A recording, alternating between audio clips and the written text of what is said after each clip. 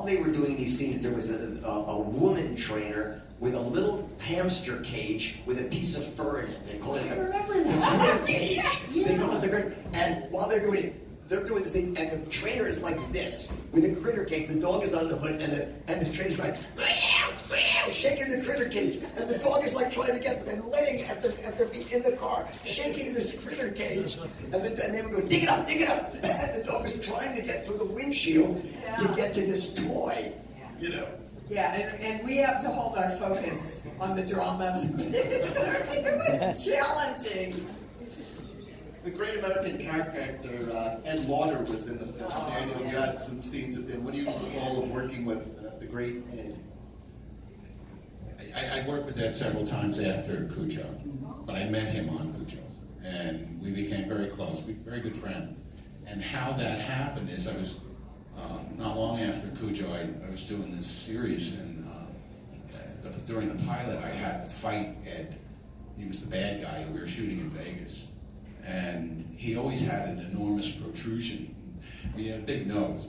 And I had done a lot of stunt fights before, but it was the first and only time in my career that I actually caught the actor. Oh. And I felt so bad, you know, because you get into it, you don't want to do that. And he and I became very, very tight. And unfortunately, you know, he passed. And that was really sad. Yeah, He was just a wonderful actor and a great guy. And gentle. Another gentle giant. Stunt department, whenever the actor is going to throw a punch, it's always dangerous because they always hit you. You know, when they go, if the stuntman's having a fight, when they finally put the actor to throw a punch, you go, oh no, this is not going to go well. And I got hit by an actor one time, the same thing. So it, what goes around comes around. I got cold cocked. By an actor, not by the stunt person. By an actor. Yeah. With the success of the movie It, Hollywood's looking at revisiting a lot of the Stephen King properties. Don't they frickin' dare.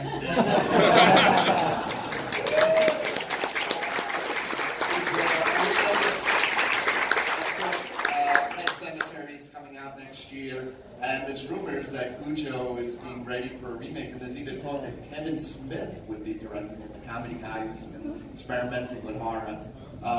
Talk about, you know, what would you do if they do these guys? Well, I sure as hell wouldn't go see the fucking thing.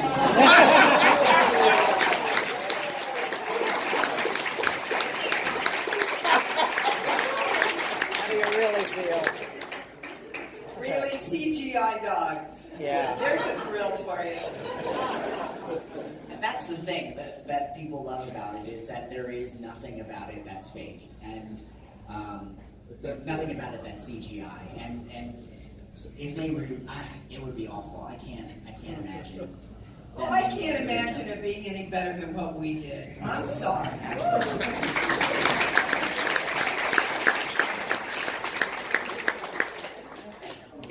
Proud as hell. Well, let's talk about what you folks have coming up next. We'll start with you, Deb. You know, I don't fall down hard anymore, but I'm doubling Bob Balaban in a show right now called The Politician that's coming up. I got to jump through a window on Thursday. Not the dog suit. I've just been for the last year, I've been filming a movie in China, and I was just telling Dee backstage about it, and as with many other industries, you know, the Chinese get a lot of support from the government, and they invite people from all over the world, businesses and stuff, and these guys are brought in, their companies send them to China, and after a while, the Chinese figure out, you know, the company, what these individuals do, and then they don't need them anymore, and very often, they have by now, these expats, have now fallen in love and gotten married, but they have no job. And so they're available as actors in China. And China has been now for several years trying to really develop a Hollywood system.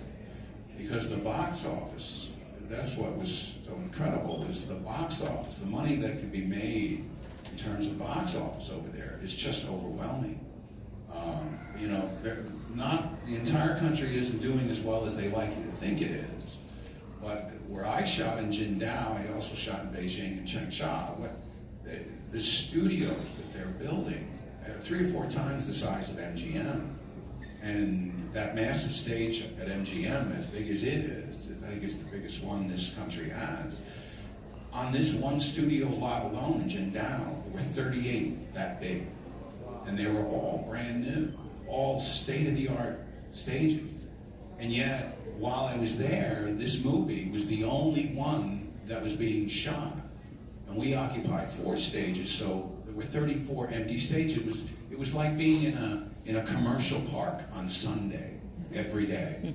You would walk out, you would look down this massive street anytime you go on a studio lot here. These guys will tell you that it's very busy, you know, people are zooming around, you got actors, you got everybody, you got a commissary to hang out in. This is nothing like that. It's amazing what's going on over there. And I personally believe that a lot of this business will be moving to China. It's just going to be hard not to. One last anecdote there. The last night that I worked was only at the end of July, early August.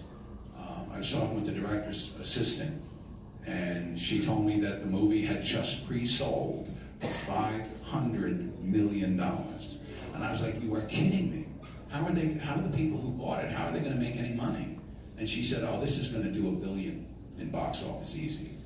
And it's like, what? And she said, oh, this will be like the 3rd or 4th billion-dollar picture, only in the Chinese market.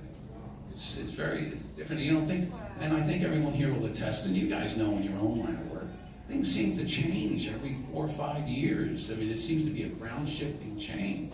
And I personally think within the next 5 years, it's going to be so much, you're going to have to go to China. I hope not, but I think that. God, I haven't done any acting in a very long time. I live in Austin now, and I work for Austin Pets Alive, which is a no-kill animal shelter.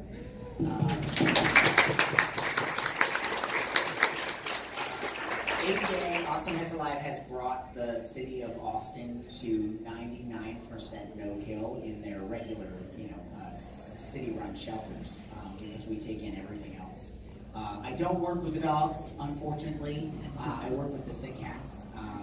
Basically, a vet tech, and I take care of between 80 and 90 sick cats a day, feeding them, syringe feeding them, giving them fluids and medication and all that fun stuff.